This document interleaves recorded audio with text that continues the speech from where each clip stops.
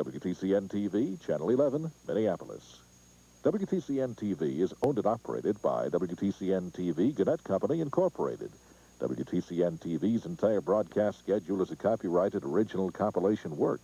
No recording, retransmission, or other use may be made of WTCN TV's programming without the express prior written consent of WTCN TV Gannett Company, Incorporated.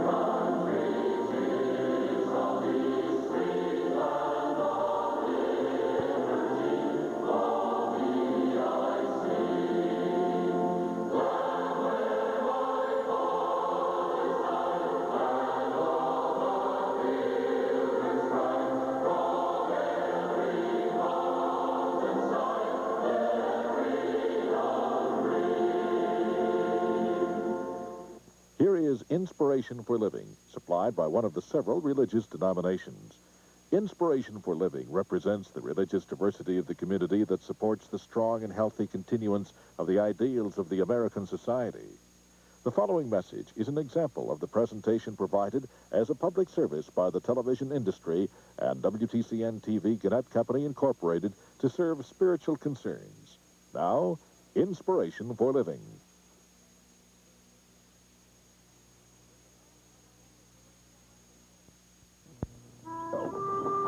I remember that treehouse day.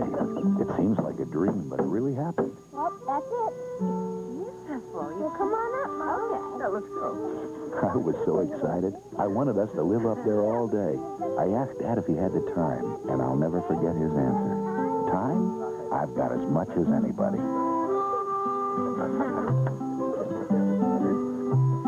gotta get in there like milk.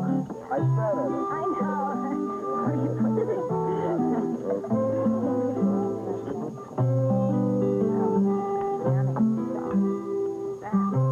I know. Stretch my long blackberry vine. But they handed it. Come on, sweetie, we gotta go. They're gone now, Mom and Dad. But I'll never forget the time when they had time for me. Give your children everything. Give them your time. Good morning. It's Monday, November 7th, and the House begins debate on the dairy bill today. This is the nation's leading agribusiness satellite television network, Ag Day, with the latest national and international agribusiness news, features, and analysis of the commodity markets.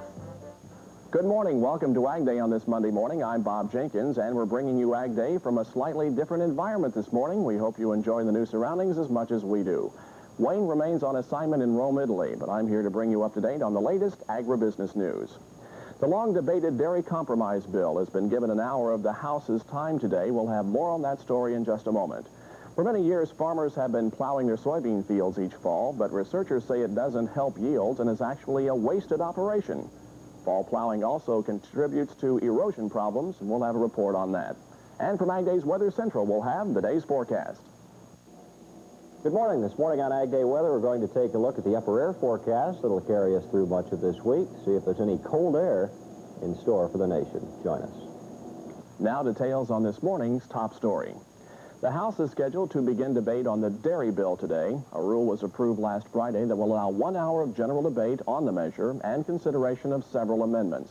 As it stands, the bill reduces the support price of milk by 50 cents, and it also sets up a paid diversion program. Several amendments will be debated beginning on Wednesday. One would eliminate the paid diversion proposal and cut the price support by $1.50. Oklahoma Congressman Glenn English told the House Government Operations Committee Friday that the USDA is using less than 2/3 of the storage space it's paying for under long-term contracts. The charges were answered by Merrill Marksman, who is Deputy Administrator of ASCS. He said the percentages change daily, but all of the rented space will be filled with government-owned grain within 60 to 90 days. He said distributing grain under the PIC program creates empty space, but the government fills part of the space when it acquires grain through loan forfeitures. At the Omaha stockyards, it's called Operation T-Bone, an annual shipment of slaughter cattle from western Iowa to Omaha to promote cattle feeding in the Midwest. But the outlook for Operation T-Bone has some questions because of the poor economy for feeders this year. Bryce Anderson reports. About this time of year, for the past 13 years, about 1,000 head of slaughter cattle have been trucked into the Omaha stockyards from Audubon County, Iowa, about 80 miles east.